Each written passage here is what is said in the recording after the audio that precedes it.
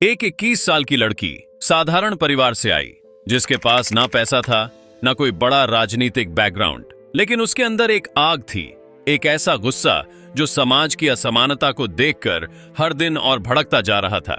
यह कहानी है मायावती की, जिनका सपना था एक बड़ा अफसर बनना, आईएएस बनकर अपने समाज के लिए कुछ करना, अपने परिवार की हालत बदलना और उन लोगों के लिए आवाज उठाना जिन्हें हमेशा दबाया गया। लेकिन जिंदगी ने उनके लिए कुछ और ही तय कर रखा था। साल 1977 दिल्ली का कॉन्स्टिट्यूशनल क्लब एक बड़ी मीटिंग चल रही थी, जिसमें देश के कई बड़े नेता मौजूद थे। मंच पर खड़े थे उस समय के मशहूर नेता राजनारायण, जो जोश में भाषण दे रहे थे और दलितों के उत्थान की बात कर रहे थे, लेकिन बार बार हरिजन शब्द का इस्तेमाल कर रहे थे। वहां बैठी एक 21 साल की लड़की यह सब सुन रही थी और उसके अंदर गुस्सा उबल रहा था। उसे यह शब्द अपमान जैसा लग रहा था और अचानक वह उठी, बिना किसी डर के मंच पर पहुंची और पूरे हॉल के सामने उसने अपनी बात रख दी। उसने कहा कि हमें हरिजन मत कहो, यह शब्द हमारी पहचान नहीं है। हमारे लिए सबसे बड़ा नाम डॉक्टर भीमराव अंबेडकर का है, जिन्होंने हमें अधिकार दिलाए, जिन्होंने संविधान में हमें एकता अनुसूचित जाति कहा, और यही हमारी असली पहचान है। उसकी आवाज में इतना आत्मविश्वास था कि पूरा हॉल कुछ पल के लिए शांत हो गया। किसी ने सोचा भी नहीं था कि एक इतनी छोटी उम्र की लड़की इतने बड़े नेता को इस तरह चुनौती दे देगी। यही वह पल था जिसने उसकी जिंदगी की दिशा बदल दी। इस घटना की खबर धीरे धीरे फैलती हुई पहुंची कांशीराम तक, जो उस समय दलित समाज को संगठित करने के मिशन पर थे। वह खुद उस लड़की से मिलने उसके घर पहुंचे। दरवाजा खुला और सामने वही लड़की खड़ी थी, हाथ में किताब, आईएएस बनने का सपना आंखों में। कांशीराम ने उससे पूछा कि तुम आईएएस क्यों बनना चाहती हो? उसने जवाब दिया कि अपने समाज के लिए कुछ करना चाहती हूं। तब कांशीराम ने कहा कि अधिकारी बनकर तुम सिर्फ आदेश मानोगी, लेकिन अगर नेता बनोगी तो आदेश दोगी। सिस्टम बदलना है तो सत्ता में आना होगा। यह बात उसके दिल में बैठ गई। उसने कई दिनों तक सोचा, अपने सपनों और अपने उद्देश्य के बीच लड़ाई लड़ी, और आखिरकार उसने फैसला किया कि वह राजनीति में कदम रखेगी। यह फैसला आसान नहीं था। उसने अपने घर को छोड़ा, अपने आराम को छोड़ा और एक ऐसे रास्ते पर चल पड़ी जहां सिर्फ संघर्ष था। साल 1984 में उसने बहुजन समाज पार्टी के टिकट पर अपना पहला चुनाव लड़ा। संसाधन नहीं थे, अनुभव नहीं था, लेकिन उसके अंदर जिद थी।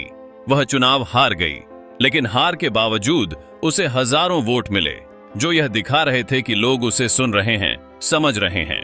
फिर 1985 में उसने फिर चुनाव लड़ा, फिर हार मिली। 1987 में एक और चुनाव, फिर हार, लेकिन हर बार उसके वोट बढ़ते गए, उसका आत्मविश्वास बढ़ता गया और धीरे धीरे वह एक मजबूत नेता बनती जा रही थी। फिर आया 1989, जब उसने पहली बार लोकसभा का चुनाव जीता और संसद पहुंची। यह सिर्फ एक जीत नहीं थी, यह उस लड़की की जीत थी जिसे कभी कोई गंभीरता से नहीं लेता था। पूछो क्या पूछना है? जी मैं आ गया है मौजूदा सरकार के खिलाफ, मौजूदा सरकार के खिलाफ वोट दिया है और हमारी वजह से सरकार गिरी है। नहीं, ये निर्णय क्यों लेना पड़ा आप? ये उत्तर प्रदेश का जवाब है बीजेपी को। अब राजनीति में उसका नाम बनने लगा था। इसी बीच देश की राजनीति में बड़ा बदलाव आ रहा था। 1992 में बाबरी मस्जिद डिमोलिशन के बाद पूरे देश का माहौल बदल गया था। उत्तर प्रदेश की राजनीति में भी हलचल थी। एक तरफ भाजपा तेजी से उभर रही थी, दूसरी तरफ मुलायम सिंह यादव ने समाजवादी पार्टी बनाकर पिछड़े वर्गों को संगठित करना शुरू किया, और इसी समय कांशीराम और मायावती दलित वोट बैंक को मजबूत कर रहे थे। दोनों पक्षों के सामने एक ही चुनौती थी, भाजपा का बढ़ता प्रभाव, और इसे रोकने के लिए एक नया गठबंधन बना। समाजवादी पार्टी और बहुजन समाज पार्टी ने साथ मिलकर चुनाव लड़ा। नारा गूंजा, मिले मुलायम कांशीराम, और 1993 के चुनाव में इस गठबंधन ने सरकार बना ली। मुख्यमंत्री बने मुलायम सिंह यादव। शुरुआत में सब ठीक था, लेकिन धीरे धीरे इस गठबंधन में दरार आने लगी। दोनों पार्टियों के बीच मतभेद बढ़ने लगे। सत्ता की राजनीति में विश्वास कम और शक ज्यादा होने लगा, और हालात ऐसे हो गए कि यह गठबंधन ज्यादा दिन टिक नहीं पाया। 1995 आते आते स्थिति बहुत खराब हो चुकी थी। मायावती और कांशीराम ने फैसला कर लिया था कि अब वह अलग रास्ता अपनाएंगे और यही फैसला आगे चलकर एक बहुत बड़ी घटना का कारण बना। 1 जून 1995 को मायावती राज्यपाल से मिलने गईं और सरकार से समर्थन वापस लेने का फैसला सामने आया। यह खबर जैसे ही फैली, पूरे प्रदेश में हलचल मच गई, राजनीतिक माहौल गर्म हो गया और अगले दिन यानी 2 जून 1995 को लखनऊ के स्टेट गेस्ट हाउस में वह घटना हुई जिसने उत्तर प्रदेश की राजनीति को हमेशा के लिए बदल दिया। उस दिन मायावती अपने विधायकों के साथ मीटिंग कर रही थीं। सब कुछ सामान्य लग रहा था, लेकिन बाहर हालात तेजी से बदल रहे थे। अचानक सैकड़ों लोग गेस्ट हाउस की ओर बढ़ने लगे। उनके हाथों में डंडे थे, चेहरों पर गुस्सा था और नारे लग रहे थे।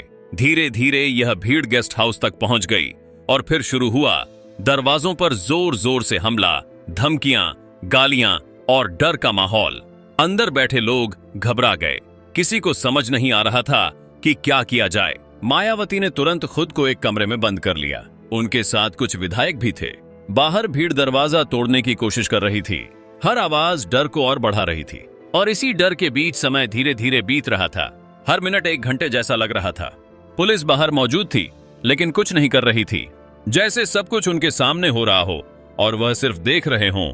अंदर बैठे लोग अपने भविष्य और अपनी जान के बारे में सोच रहे थे। और यह वही पल था जब एक साधारण लड़की को अपनी सबसे बड़ी परीक्षा का सामना करना पड़ा। उस बंद कमरे के अंदर हर सेकंड भारी लग रहा था। बाहर से लगातार दरवाजे पर चोट की आवाजें आ रही थीं। गालियां, धमकियां और चीखें माहौल को और डरावना बना रही थीं। और अंदर बैठी मायावती पूरी तरह समझ चुकी थीं कि यह सिर्फ एक राजनीतिक टकराव नहीं है, बल्कि उनकी जिंदगी का सबसे खतरनाक मोड़ बन चुका है। उनके साथ मौजूद विधायक डरे हुए थे, कुछ कांप रहे थे, कुछ चुप बैठे थे। किसी को समझ नहीं आ रहा था कि अब आगे क्या होगा। बाहर की भीड़ लगातार दरवाजा तोड़ने की कोशिश कर रही थी और ऐसा लग रहा था कि किसी भी पल सब कुछ खत्म हो सकता है। उस समय सबसे ज्यादा डर इस बात का था कि अगर दरवाजा टूट गया तो अंदर मौजूद किसी की भी जान सुरक्षित नहीं रहेगी। लेकिन इन सब के बीच मायावती ने खुद को संभाल कर रखा। उनके चेहरे पर डर जरूर था, लेकिन अंदर कहीं एक जिद भी थी, एक विश्वास कि वह इस स्थिति से बाहर निकलेंगी। वक्त धीरे धीरे बीत रहा था और हालात और खराब होते जा रहे थे। गेस्ट हाउस के अंदर तोड़फोड़ की आवाजें आने लगीं। कुछ विधायकों को बाहर खींचा जा रहा था। उन्हें धमकाया जा रहा था कि वह अपनी पार्टी छोड़ दें। कुछ को जबरदस्ती गाड़ियों में डालकर ले जाया जा रहा था। यह सब किसी फिल्म के सीन जैसा लग रहा था, लेकिन यह हकीकत थी। और इस हकीकत के बीच मायावती अपने कमरे में बंद थीं। दरवाजे के उस पार खड़ी भीड़ लगातार चिल्ला रही थी, बाहर निकलो, तुम्हें सबक सिखाएंगे। और हर आवाज के साथ खतरा और करीब आता जा रहा था। इस पूरे घटनाक्रम में सबसे हैरान करने वाली बात यह थी कि पुलिस वहां मौजूद थी, लेकिन उसने तुरंत कोई सख्त कार्रवाई नहीं की, जिससे हालात और बिगड़ते चले गए। लेकिन हर अंधेरे में एक रोशनी जरूर होती है, और इस कहानी में वह रोशनी बने कुछ साहसी लोग, जिन्होंने हालात को पूरी तरह बिगड़ने से रोका। धीरे धीरे कुछ पुलिस अधिकारी और स्थानीय प्रशासन के लोग सक्रिय हुए। उन्होंने भीड़ को रोकने की कोशिश शुरू की और इसी बीच वहां पहुंचे ब्रह्मदत्त द्विवेदी, जिनकी एंट्री इस पूरी कहानी में एक अहम मोड़ लेकर आई। जैसे ही उन्हें इस घटना की खबर मिली, वह तुरंत गेस्ट हाउस पहुंचे और बिना किसी डर के हालात का सामना किया। उन्होंने वहां मौजूद भीड़ के सामने खड़े होकर विरोध किया और मायावती के कमरे तक पहुंचने की कोशिश की।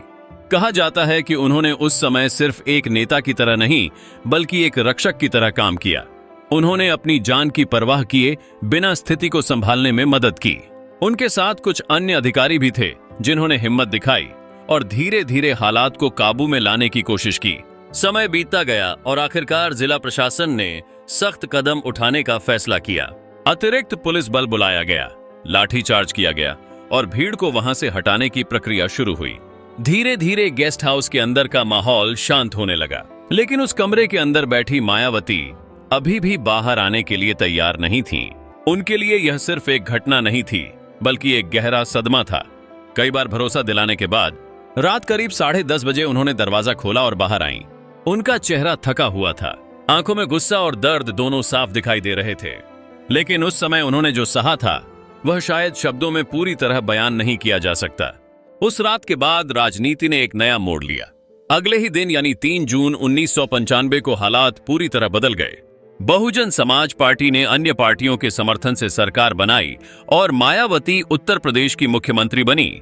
यह सिर्फ एक राजनीतिक जीत नहीं थी, यह उस लड़की की जीत थी जिसने डर और हमले के बीच खुद को मजबूत रखा, जिसने हालात के आगे झुकने से इनकार कर दिया और जिसने यह साबित कर दिया कि अगर इरादे मजबूत हों तो कोई भी परिस्थिति आपको रोक नहीं सकती। लेकिन इस जीत के पीछे एक गहरी चोट भी थी। गेस्ट हाउस की वह रात मायावती की जिंदगी का ऐसा हिस्सा बन गई जिसे वह कभी नहीं भूल सकी। कहा जाता है कि उस घटना के बाद उन्होंने अपनी जिंदगी में कई बदलाव किए। उनका व्यक्तित्व और भी सख्त हो गया। उन्होंने अपने आसपास की सुरक्षा और अपने फैसलों को लेकर और ज्यादा सतर्क रहना शुरू कर दिया। इस घटना ने उन्हें सिर्फ एक नेता नहीं बल्कि एक मजबूत और कठोर व्यक्तित्व में बदल दिया। बाद में उन्होंने अपनी आत्मकथा में भी इस घटना का जिक्र किया और बताया कि उस रात उनके साथ क्या हुआ था। उन्होंने इसे अपने जीवन की सबसे कठिन परीक्षा बताया। वहीं इस घटना की जांच के लिए बनी कमेटी ने भी कई चौंकाने वाले खुलासे किए। रिपोर्ट में कहा गया कि यह घटना अचानक नहीं हुई थी, बल्कि इसके पीछे पहले से योजना बनाई गई थी।